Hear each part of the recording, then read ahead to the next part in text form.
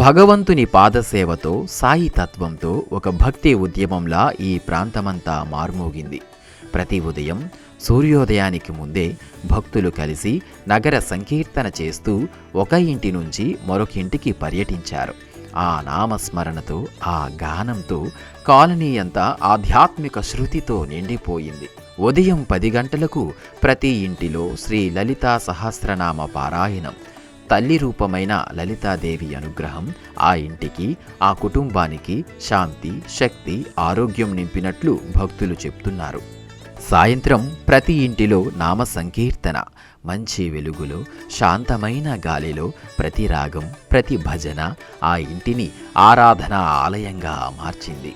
ఈ విధంగా 100 రోజులు కొనసాగిన ఈ సేవా భక్తి కార్యక్రమం ఒక ఆచారం కాదు, ఒక సమాజాన్ని ఏకం చేసిన భక్తి శక్తి యొక్క ఉత్సవం. ప్రతి ఇంటిలో విన్న నామస్మరణ, ప్రతి ఇంటిలో వెలిగిన దీపం, ప్రతి ఇంటిలో పొందిన దైవానుభూతి ఈ పాదుకా మహోత్సవాన్ని జీవితాంతం గుర్తుండిపోయే ఒక పవిత్ర యాత్రగా మార్చింది. ఈ కాలంలో యువకులు తమ పనుల్లో, బిజీ జీవితాల్లో ఆధ్యాత్మికతకు సమయం దొరకదనుకునే స్థితిలో విజయనగరం బీసీ కాలనీ యువకులు మాత్రం సత్యసాయిబాబా ధర్మాన్ని హృదయపూర్వకంగా నమ్మి ఆయన చూపిన ప్రేమ, సేవ, శాంతి మార్గంలో నిస్వార్థంగా పాల్గొన్నారు. ఉదయం నగర సంకీర్తనలో ముందుండి నడిచారు. 10 గంటల లలితా పారాయణం కోసం ఇళ్లను సిద్ధం చేశారు. సాయంత్రం నామ సంకీర్తనలో స్వరాన్ని, భక్తిని, తమ శక్తిని సమర్పించారు. వీరి సేవ ప్రతి ఇంటిని, ప్రతి కుటుంబాన్ని దైవానుభూతితో నింపింది. సమాజానికి, పిల్లలకు, పెద్దలకు ఒక సాయి సందేశం అందించింది. భక్తి వయసు చూసేది కాదు, సేవ మనసు చూసేది. ఈ యువకులే సాయిబాబా ధర్మం తరతరాలకు అందించే పద ప్రదీపాలు. సాయిరామండి, మీ పేరు? నా పేరు సాయి. నేను జిల్లా జాయింట్ యూత్ కోఆర్డినేటర్గా చేస్తున్నాను. ప్రస్తుతం యువతలోని ఇంత సేవాభావం, సత్యసాయిబాబా అంటేనే సేవాభావం, శాంతి, ప్రేమతో కూడుకున్న అన్ని కలగలిపిన సమూహమే సత్యసాయిబాబా. ఇంత మహత్తరమైన మందిరంలో యూత్గా మీరు చేసిన ముఖ్యమైన కార్యక్రమాలు, యూత్కి మీరు ఏ విధంగా ఇన్స్పిరేషన్ అనుకుంటున్నారు చెప్పగలరా? అంటే ఈ రోజుల్లో సాయిరామ్ యువతని చాలామందిని బయట చూస్తున్నాం ఏ రకంగా ఉంటున్నారో. కానీ మన సత్యసాయిలో ఉన్న యువత బయట ఉన్న యువతకి చాలా డిఫరెన్స్గా ఉంటుంది.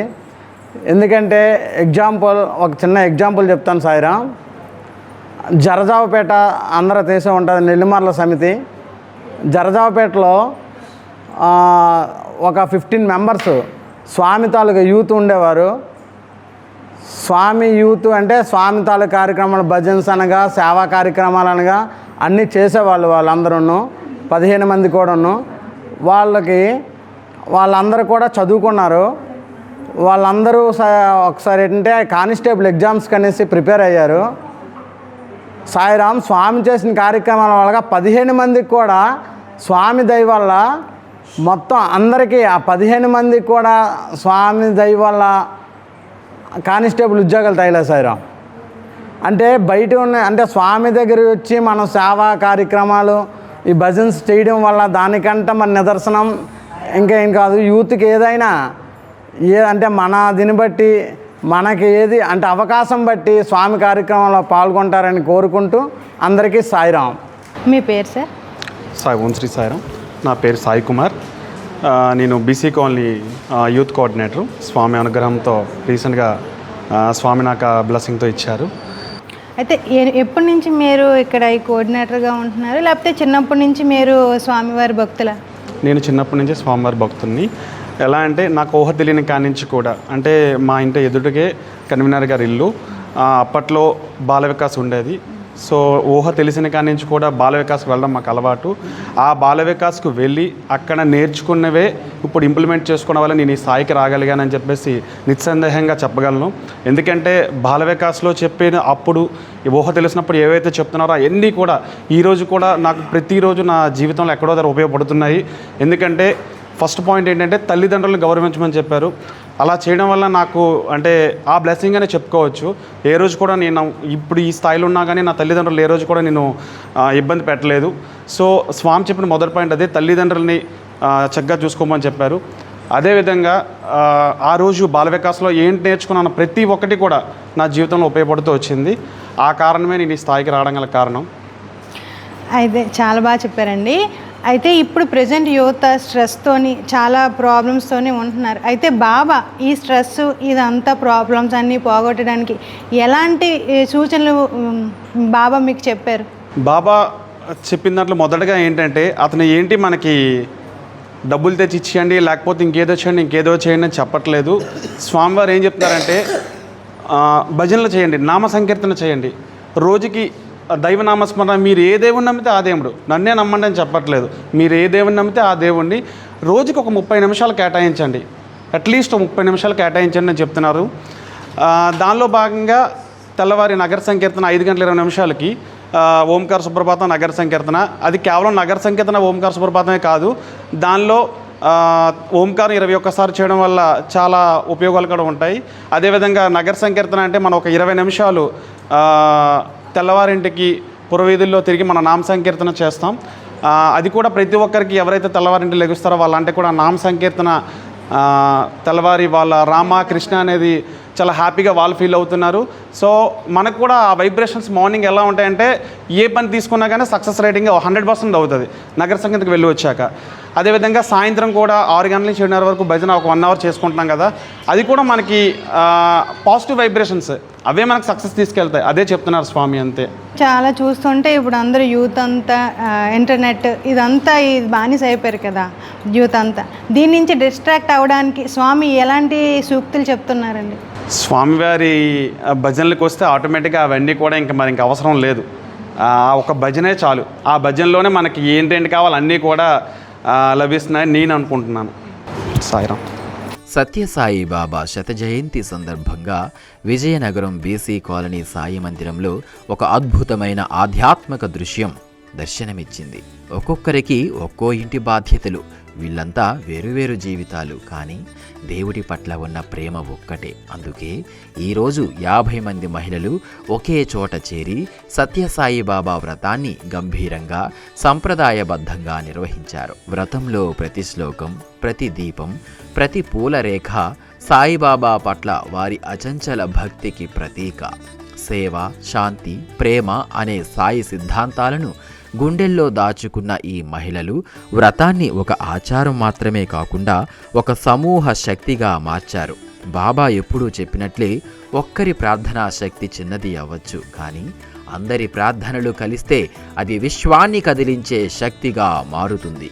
ఈ 50 మంది మహిళల వ్రతం ఆ మాటకు జీవం పోసినట్లే. భక్తి ఉన్న చోట ప్రేమ ఉంటుంది, ప్రేమ ఉన్న చోట సాయి ఉంటారు. సాయిరామండి. శ్రీ సత్యసాయి బాబా స్వామి శతకోటి నమస్కారాలు తెలియజేసుకుంటూ, నా పేరు రాధారాణి అండి, బీసీ కాలనీ. అయితే నేను ఒక 20 ఏళ్ల క్రితం నుంచి స్వామి భజనలకి వస్తూ ఉండేదాన్ని. ఫస్ట్గా మా పాప, చిన్న పాప వచ్చేదండి, ఓం మందిరం దగ్గరికి వెళ్ళేవారు. తర్వాత మా కన్వీనర్ కాంతారావు గారి ఇంట్లో వారం వారం మేము భజనలు పెట్టుకునేవాళ్ళం అండి. అది భజన వారం భజన వెళ్ళబోయి తర్వాత ప్రతి ఒక్క ఇంట్లో నెలకు ఒక్కళ్ళ ఇంట్లో 30 రోజులు 30 భజనలు పెట్టడం మొదలు పెట్టామండి. ఎవరికి ఏ డేటు కావాలనుకుంటే ఆ డేటు మా కన్వీనర్ గారు ఇచ్చారు. మాది ప్రతి నెల 24వ తారీఖుని భజన అవుతుంది. దానికి గల కారణం మా చిన్న పాపది, మా వారిది ఏప్రిల్ 24 మా వారిది, అక్టోబర్ 24 మా పాపదని. నేను 24వ తారీఖు ప్రతి నెల మా ఇంట్లో జరుగుతుందండి. ఈ పాదుకుల భజనలు అంటే గతంలో ఓం మందిరం నుంచి ఇచ్చేవారు, ఒక 10 రోజులు మాకు ఇచ్చేవారండి. ఉదయం నగర సంకీర్తన ఒకళ్ళు పెట్టుకుంటే సాయంత్రం భజన ఒకళ్ళు పెట్టుకునేవాళ్ళం. అయితే మాది సమితి అయ్యాక మాకు మామూలుగా మా పాదాలు మా కన్వీనర్ గారు చేయించుకి అన్నీ ఆయనే పాదుక స్వామి దగ్గర ఆశీస్సులు అందుకొని మేము ప్రతిరోజు అదే స్వామికి ఎన్ని సంవత్సరాలు అయితే అన్ని రోజులు ఒక్కొక్కళ్ళ ఇంట్లో పాదుకుల భజనలు జరుపుకుంటున్నామండి. ఇది మన సమితి ఈ మందిరం కట్టుకొని మేము 4 సంవత్సరాలు అవుతుంది. ఓం శ్రీ సాయిరామ్ అండి. నా పేరు జోగి శ్యామల. స్వామి మెరాకిల్ అంటే చాలా చాలా జరిగాయి లైఫ్లో. కానీ అన్నీ చెప్పుకోవాలంటే ఇప్పుడు టైం చాలదు కదండి. నా లైఫ్లో జరిగిన మెరాకిల్ ఏంటంటే, నేను ఫస్ట్ పుట్టపర్తి వెళ్ళేటప్పుడు ఎప్పుడు స్వామిని చూడలేదని నేను చాలా బాధపడేదాన్ని. కానీ ఫస్ట్ అక్కడ అడుగు పెట్టగానే నగర సంకీర్తన జరుగుకుంటూ స్వామి నాకు సాక్షాత్ సమాధి దగ్గర దర్శనం ఇచ్చారండి. నా లైఫ్లో అదే చాలా పెద్ద మెరాకిల్. మా పిల్లల విషయం ఏంటి, నా విషయం ఏంటి, నా హెల్త్ ఇష్యూ చాలా, కరోనా టైం అప్పుడు నాకు చాలా హెల్త్ ప్రాబ్లం వచ్చింది. స్వామి నా దగ్గరకు వచ్చి నా తల మీద చెయ్యి వేసి, అమ్మా నేనున్నాను, నేను ముందునున్నాను, నువ్వు వెనక అడుగు వేసుకుంటున్నా సాక్షాత్ చెప్పడం జరిగిందండి. ఓం శ్రీ సాయిరామ్. సాయిరామ్. నా పేరు పద్మ. నేను స్వామిని నమ్ముకొని 23 సంవత్సరాలు అయ్యింది. స్వామిని నమ్ముకొని స్వామి పాదాలు పట్టుకున్న తర్వాత నాకు ఆరోగ్యపరంగా కానీ ఆర్థిక పరంగా కానీ చాలా బాగుంది. నా జీవితం ఉన్నంత వరకు స్వామి పాదాలను వదలను. జై సాయిరామ్. ఓం శ్రీ సాయిరామ్. భగవాన్ బాబా వారి పాదపద్మములకు నమస్కరించుకుంటూ, నా పేరు సాయి. నేను చిన్నప్పటి నుంచి బాబాని నమ్ముకోవడం జరిగింది. బాబా నాకు ప్రతి చోట నన్ను కాపాడుతూ ఉన్నారు. మేము 100 సంవత్సరాలు బాబా వారి 100 సంవత్సరాలు భజన కార్యక్రమాలు బాగా నిర్వహించుకుంటున్నాము. పాదుకుల భజనలు ప్రతి ఒక్క ఇంట్లోని జరుగుతున్నాయి. 100 సంవత్సరాల బాబా బర్త్డే కారణంగా ఈరోజు కుంకుమ పూజలు నిర్వహించుకున్నాము. 50 మంది మహిళచే కుంకుమ పూజ జరిపించుకున్నాము. బాబా దయ వల్ల చాలా ఆనందంగా ఉంది. ఓం శ్రీ సాయిరామ్. సత్యసాయి బాబా శత జయంతి ఇది ఒక వేడుక మాత్రమే కాదు, ఒక దైవానుభూతి. ఈ పవిత్ర సందర్భంలో బీసీ కాలనీ సాయి మందిరంలో వేణువుల మ్రోగింపు, భక్తి గానాలు, ఆనంద భాష్పాలు అన్నీ కలిసి ఒక అపూర్వమైన ఆధ్యాత్మిక వాతావరణాన్ని సృష్టించాయి. భక్తుల ప్రేమకు ప్రతీకగా 100వ పుట్టినరోజు కోసం 100 రకాల నైవేద్యాలు సమర్పించారు. భక్తి కలిస్తే ఏర్పడే ఆనందం, సేవ కలిస్తే వచ్చే పవిత్రత ఆ నైవేద్య వరుసల్లో స్పష్టంగా కనిపించింది. ఆ తరువాత జరిగిన అన్న సంతర్పణం వందలాది మంది భక్తులకు ప్రేమతో వడ్డించిన ప్రసాదం. మానవ సేవే మాధవ సేవ అన్న బోధ ఇక్కడ అక్షరాల నిజమైంది. పిల్లల కోలాటం, పిల్లల సాంస్కృతిక కార్యక్రమాలు సాయి తత్వంలో ఉన్న ఆనంద భక్తిని ప్రతి క్షణం ప్రతిఫలింపచేశాయి. చివరిగా భక్తులందరూ కలిసి 100వ పుట్టినరోజు కేక్ కటింగ్ చేసి ఈ మహోత్సవాన్ని ఒక ప్రేమ పండుగగా మార్చారు. ప్రతి నవ్వులో, ప్రతి గానంలో, ప్రతి సేవలో ఒక సందేశం మారుమోగింది. సాయిబాబా ప్రేమ ఎప్పటికీ మాతోనే ఉందని. ఓం శ్రీ సాయిరామ్. అఖిలాండ కోటి బ్రహ్మాండ నాయకుడు భగవాన్ శ్రీ సత్యసాయిబాబా వారి శతవర్ష జన్మదిన సందర్భంగా మందిరంలో 5:20 నిమిషాలకు ఓంకారము, సుప్రభాతము, నగర సంకీర్తన జరిపించుకొని పతాక ఆవిష్కరణ కూడా జరిపించుకొని ముఖ్య ఆహ్వానితులతో పుష్పమాలంకృతన చేసుకొని 12 గంటలకు మహానారాయణ సేవ జరిపించుకొని సాయంత్రం 6 గంటలకు నామ సంకీర్తన, బాల వికాస్ పిల్లలతో సాంస్కృతిక కార్యక్రమాలు జరిపించుకొని అనంతరం కేక్ కట్ చేసి స్వామివారికి దివ్యమంగళ హారతి ఇచ్చి ప్రసాద వితరణ జరిపించుకున్నాం. సాయిబాబా ఎప్పుడూ చెప్పేవారు, నీ భక్తి నిజమైతే నా కృప ఎప్పుడూ నీతోనే ఉంటుంది అని. ఈరోజు భక్తుల ముఖాల్లో కనిపిస్తున్న ఆ సంతోషం, ఆ ప్రశాంతత, ఆ మాటలకి జీవం పోసే సాక్ష్యం. సత్యసాయి మార్గంలో నడిచినప్పుడు జీవితం ఎలా మారుతుందో ఈ భక్తుల అనుభవాలే అత్యంత అందమైన ఉదాహరణలు. సాయిరా, నాకు స్వామితో అనుబంధం అంటే బాగా చిన్నప్పటి నుంచే మా డాడీతో వెళ్ళేదాన్ని అనమాట. ఇక్కడ కాదు, మా ఊరు వేరే ఊరు. సో మ్యారేజ్ అయ్యి ఇక్కడికి రావడం జరిగింది. సో అలా ఆ తర్వాత మ్యారేజ్ తర్వాత స్టడీ అని, మ్యారేజ్ అని ఇలాగ స్వామి నుంచి చాలా నాకు డిస్కనెక్టివిటీ అనేది వచ్చింది. ఆ తర్వాత మళ్ళీ ఇంకా స్వామి అంటే స్వామిలే, అప్పుడెప్పుడో వెళ్ళేవాళ్ళం అన్న ఆ థాట్కి వచ్చేసింది అనమాట. ఆ తర్వాత మ్యారేజ్ అయిన ఆఫ్టర్ ఇక్కడికి వచ్చాక ఇక్కడ ఒకసారి బాల్ వికాస్ ప్రోగ్రామ్స్ జరుగుతుంటే ఆ రోజు వచ్చి చూసాం అనమాట మా అత్తగారు నేను.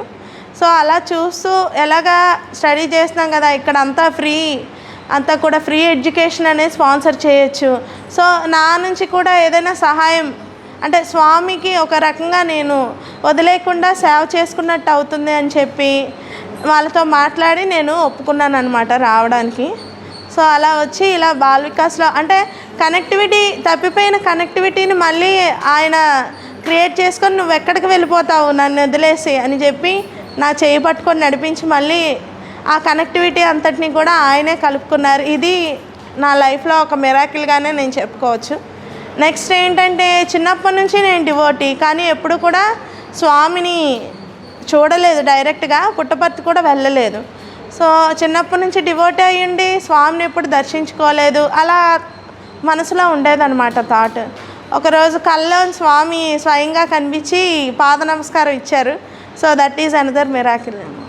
అప్పటి నుంచి కూడా స్వామి ఏది చేయాలనుకున్నా, అంటే నేనేం సేవ రూపంలో చేయాలనుకున్నా దానికి వెనకడుగు వేయకుండా ముందే ఉంటాను. సాయిరామ్. నేను 25 సంవత్సరాల క్రితం ఎటువంటి దేవుడు అనేటువంటి క్వశ్చన్ లేని మనిషిని నేను. అలాంటి పరిస్థితిలో మన ప్రజెంట్ కన్వీనర్ గారు 25 సంవత్సరాల క్రితం పుట్టపర్తి వెళ్దాం రండి అన్నారు. అంతవరకు నేను పుట్టపర్తే వెళ్ళట్లేదు. పుట్టపర్తి వెళ్దాం రండి అంటే ఏం పుట్టపర్తి వెళ్తామండి అనేసి నెగ్లెక్ట్ చేశాను. మా వాళ్ళు డిబేటే, ఆవిడ మాత్రం ప్రెజర్ ఇచ్చారు ఎక్కువ. సరే వెళ్దాం. అప్పటికి నా టెంపర్మెంట్ ఎలాగుండేదంటే వాళ్ళతో వెళ్ళొద్దు, మనం వేరే వెళ్దాం, ఇండివిజువల్గా వెళ్దాం. అలాగే వెళ్ళిన తర్వాత మందిరంలోకి 7 గంటలకు అందరూ వెళ్ళిపోతుంటే ఉండబోయి టిఫిన్ చేసి టీ తాగేసి వెళ్దాం అనేసి అన్నా. వెళ్దాం అన్నాను. అయితే మీరు ఇలా టిఫిన్ చేసి రండి నేను వెళ్ళిపోతానని చెప్పేసి లేడీస్ వేరు జెంట్స్ వేరు. అవి టీ కూడా తాగకుండా వెళ్ళిపోయింది లోపలికి వెళ్ళి చూసాం. బయటకు వచ్చాను. ఏమిటి స్వామిని చూసారా అంటే ఫస్ట్ అనుభవం చెప్తున్నాను. స్వామిని చూసారంటే ఏడు చూస్తాను, అంత దూరంలో ఉంటే నేను ఏడు చూస్తాను, ఇలా కనిపిస్తే నేను చూస్తాను అన్నాను. అది కూడా మనం ఇంక 3 రోజులు ఉంటాం కదా, ఈ 3 రోజుల్లో మీకు కనిపిస్తుందండి నిదర్శనం అన్నారు. నెక్స్ట్ డే అలాగే దర్శనంకి వెళ్ళాం. అటు నుంచి వచ్చాం. లేడీస్ కదా, లేడీస్కి క్యాంటీన్కి ఎదురుగా బ్యాంక్ ఉంటే బ్యాంక్ గట్టు మీద కూర్చున్నాను నేను. మా వాళ్ళు ఏమిటి టీ తాగేసి వస్తానని కూడా వెళ్ళారు. లోపలికి వెళ్ళిన తర్వాత ఇంతలో యూత్ కుర్రవాళ్ళు ముందు పరిగెత్తుకొని వస్తున్నారు. ఏడు పరిగెత్తుకు వస్తున్న పల్లెటూరు వాతావరణంలో మనకి ఎప్పుడు తెలియదు కదా, ఇక్కడెందుకు పరిగెడుతున్నారని ఏమేమి ఇలాగిలాగ అన్నారు. ఇలా వెనక్కి చూపించేసరికి స్వామి వచ్చాం జీప్లో, టాప్ లేని జీప్లో అలాగ వచ్చేస్తున్నారు. అది నా ఫస్ట్ అనుభూతి. దగ్గరికి వచ్చేసరికి ఏం మాట్లాడాలో తెలియదు. స్వామి అన్నాను అంతే. మరి అది బయటకు వచ్చిందో లేదో మరి నాకు తెలీదు. అలాగా స్వామి చూసుకొని వెళ్ళిపోయారు. తర్వాత టీ తాగి వచ్చిన తర్వాత మా వాళ్ళు గోల పెట్టారు, స్వామి ఇలాగ వెళ్ళిపోయారు అంటే. నేను ఒక టీ కృతపడిపోయానండి, నేను స్వామిని కూడా చూడలేకపోయాను అనుకుని బాధపడ్డారు. అది నా ఫస్ట్ అనుభూతి. అక్కడికి వెళ్ళి వచ్చిన తర్వాత రెండోది నా ఆపరేషన్ హెల్త్ ఇష్యూ. వెళ్ళి వచ్చిన తర్వాత నేను డ్యూటీకి వెళ్తున్నప్పుడల్లా చిన్న పెయిన్ రావడం, పెయినే కదా అని అలాగా 2004లో పెయిన్ కనిపిస్తే 5 వరకు ఇంటి దగ్గర చెప్పలేదు, నేను తగ్గిపోద్ది అనుకొని ఉండిపోయాను. 2005లో కొంచెం సివియర్గా వస్తే అప్పుడు నేను మళ్ళా ఇంట్లో చెప్పాను.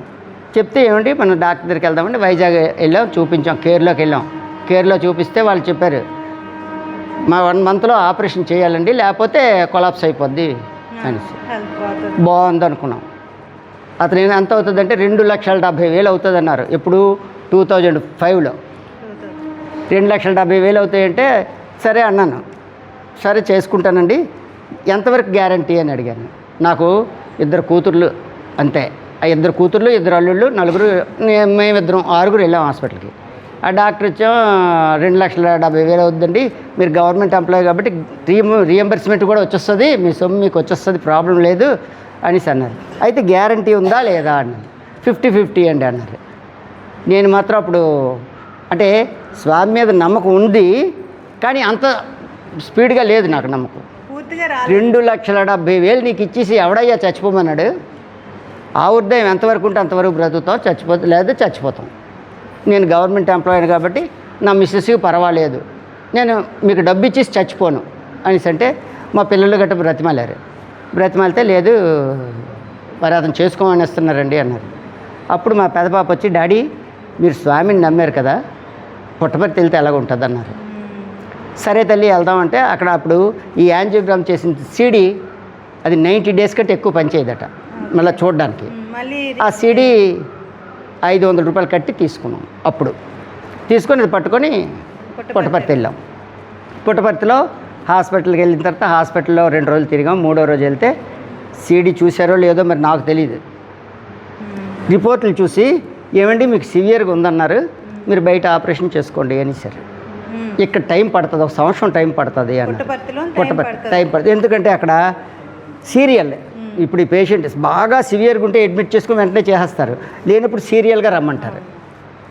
ఆ పద్ధతి మీద వాళ్ళు చెప్పేసరికి ఇదేంటండి స్వామి దగ్గరికి ఎంత ఆశ మీద వస్తే మీరు వచ్చాం బయట చేసుకోమంటున్నారు, ఆ బయట చేసుకోవడానికి అయితే ఎక్కడి వరకు ఎందుకు వస్తామని అనేసరికి అప్పటికి ఎవరో బొబ్బిలి డాక్టర్ అమ్మా, ఆ డాక్టర్ బయటకు వచ్చి బాబు విజయనగరం నుంచి వచ్చామంటున్నారు మీరు, స్వామి బెంగళూరులో ఉన్నారు, బెంగళూరు వెళ్ళిపోండి, అక్కడ హాస్పిటల్ ఉంది, అక్కడ మీకు మంచి జరగవచ్చు, ఇంతవరకు వచ్చారు కాబట్టి మరి వెళ్ళిపోండి అన్నారు. సరే అని వెంటనే బెంగళూరు వెళ్ళిపోండి. బెంగళూరు వెళ్ళేసరికి 3 రోజులు తెల్లవారు 4 గంటలకు వెళ్తే 3వ రోజు 4 గంటలకు వెళ్తే సీడీ చూశారు. సీడీ చూసి డాక్టర్ ఒకటే అనేసారు, బాబు రిపోర్ట్లో రాసినంత సివియర్ లేదు కాబట్టి నీకు 1 ఇయర్లో లెటర్ వస్తుంది, ఇప్పటివరకు నువ్వు షుగరు బీపీ ఆ 2 అడ్జస్ట్ చేసుకొని నువ్వు రోజు మెడిసిన్ దానికి పెయిన్కి మరి మెడిసిన్ లేదు, నువ్వు వాకింగ్ చేసుకొని నీ హెల్త్ నువ్వు కాపాడుకో, నీకు 1 ఇయర్లో లెటర్ వస్తుంది అన్నారు. అయితే బెంగళూరు నుంచి వైట్ఫీల్డ్. అయితే అప్పుడు వచ్చేసాం. 1 ఇయర్ 2006 అయిపోయింది. 2006 అయిపోయేసరికి 7 ఫిబ్రవరి వచ్చింది. ఫిబ్రవరికి 1 ఇయర్ అవుతుందన్నమాట. ఫిబ్రవరి 28 సోమవారం బాగా గుర్తుంది నాకు. నేను స్కూల్కి వెళ్తుండగా నేను స్కూల్లో వర్క్ చేస్తున్నాను. మా వాళ్ళు అన్నారు, ఏమండి 1 ఇయర్ అయిపోయింది మనకి లెటర్ రేట్ రాలేదంటే, బహుశా ఇవాళ వస్తుంది అనుకుంటున్నాను బాయ్, నువ్వేం వర్రీ అయిపోకు అని చెప్పి నేను వెళ్ళిపోయాను. నేను అప్పుడు జామీలో పనిచేస్తున్నాను. అయితే నేను వెళ్ళిపోయాను. అటు నుంచి వచ్చేసరికి ఏమంటే మీకు గుడ్ న్యూస్ అంది, వచ్చిందా లెటర్ అన్నాను. వచ్చిందండి అన్నారు. లెటర్ వచ్చేసిందమ్మా, బ్రతికిస్తాను అనుకున్నాను. వెంటనే లెటర్ చూసిన తర్వాత మీరు ఫలానా డేట్కి రావాలన్నారు. ఆ డేట్లు కూడా స్వామి ఎలా సెట్ చేశారంటే ఏప్రిల్ 23 లాస్ట్ వర్కింగ్ డే, 24 నుంచి సెలవులు అయితే 26కి రమ్మన్నారు. ఏప్రిల్ 26కి వెళ్ళాను. 26కి వెళ్తే చూశారు, టెస్ట్లన్నీ చేశారు. చేసి ఇంకో రకమైన ట్యాబ్లెట్స్ ఏవో ఇచ్చారు. బ్లడ్లో మెగ్నీషియం ఎక్కువ ఉందట, దానికి ఒక బాటిల్ రాశారు. ఒక బాటిల్ రాస్తే నేను అనుకున్నాను ఇక్కడ బాటిల్ ఎంత రేటు ఉంటుందో ఏటో అనుకున్నాను. ఫైనాన్షియల్గా కూడా కొత్త సపోర్ట్ లేదు, ఫ్యామిలీ సపోర్ట్ లేదు, ఫైనాన్స్ సపోర్ట్ లేదు, ఆ ఉద్యోగం మీద వచ్చినటువంటి డబ్బులు బ్రతకడమే తప్ప. అయితే దీని మీద నేను అక్కడే కొనిస్తాను బాటిల్. తీరా కొంటే 60 ట్యాబ్లెట్లు 55 రూపాయలు, తక్కువ రేట్. అది కొనుక్కుని మళ్ళీ వచ్చేసాం. వచ్చిన తర్వాత మే నెల అయిపోయింది. జూన్ నెలలో మళ్ళీ స్కూల్ రీఓపెన్ అయ్యింది. రీఓపెన్ అయిన తర్వాత లెటర్ వచ్చింది.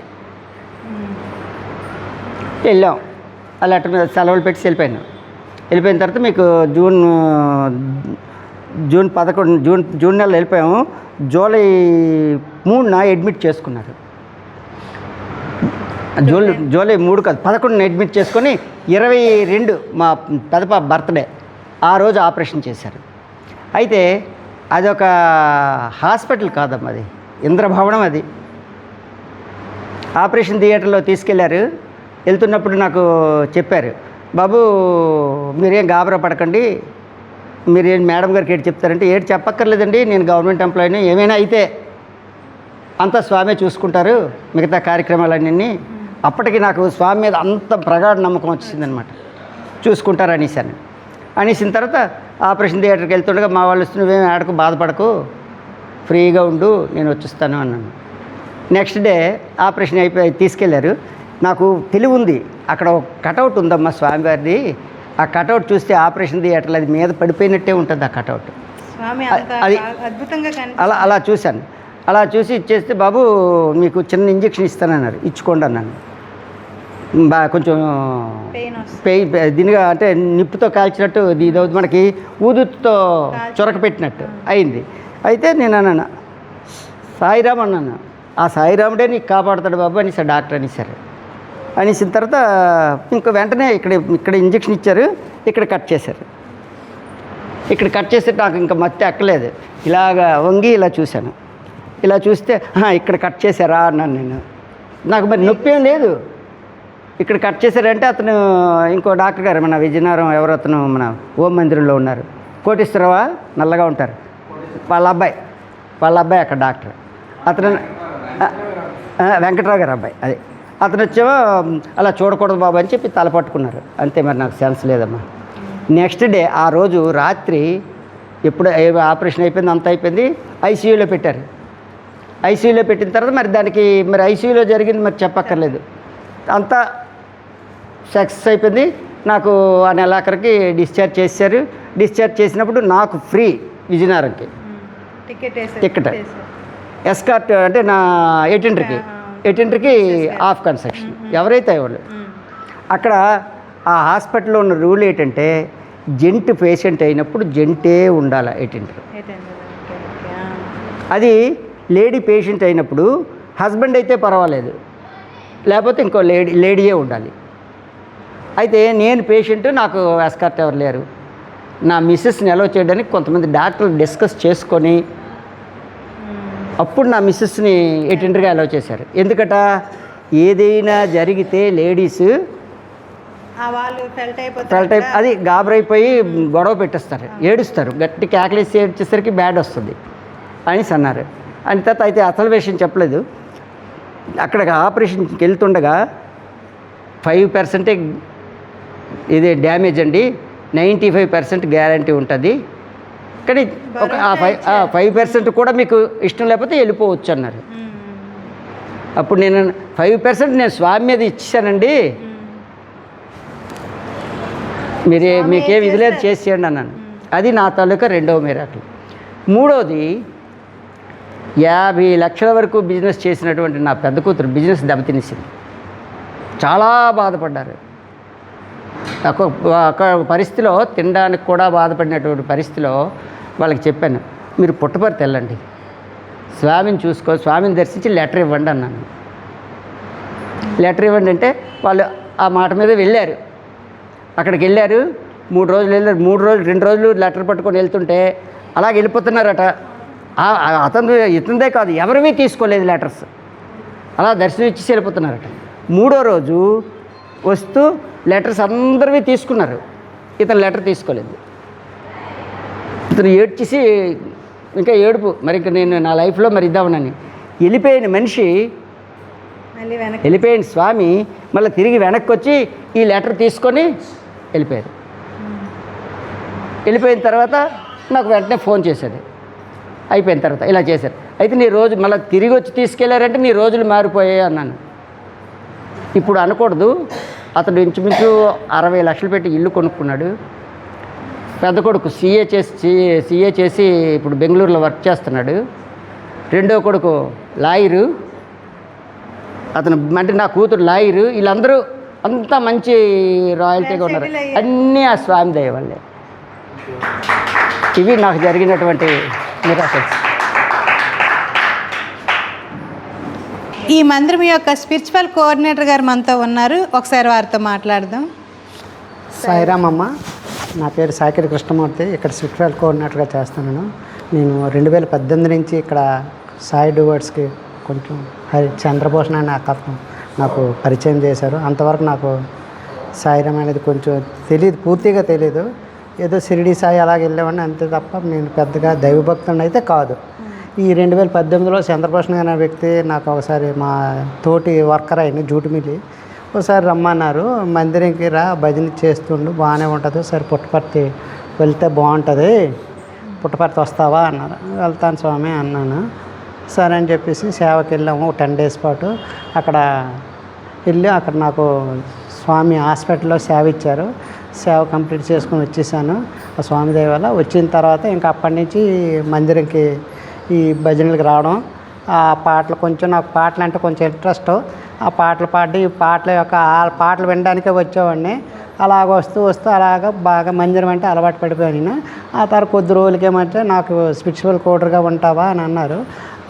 సరే ఏదైనా సేవే కదా అన్నాను. అప్పటి నుంచి నాకు వీలైనంత మట్టుగా సేవ చేస్తున్నాను. నేను నా ప్రొఫెషన్ ఏమో ఎల్ఐసి ఏజెంట్గా చేస్తాను బీసీ కాలనీలో.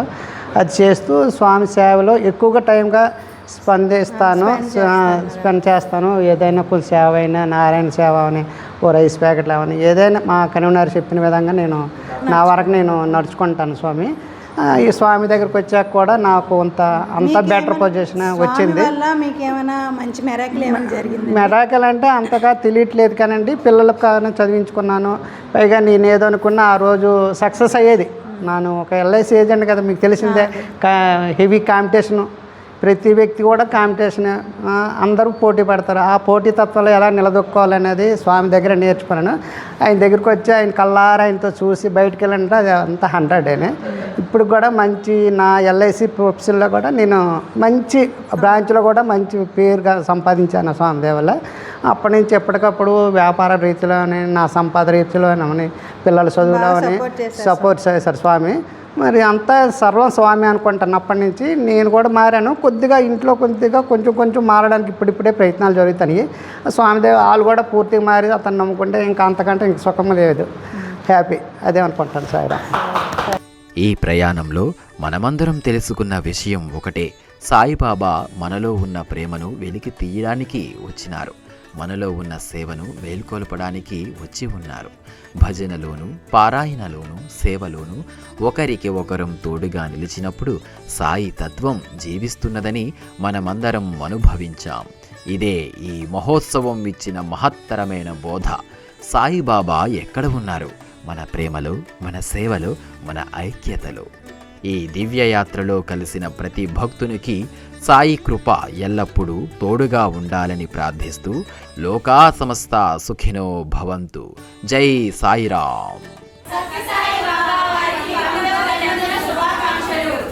చూశారు కదండి సత్యసాయిబాబు గారి మహత్యం.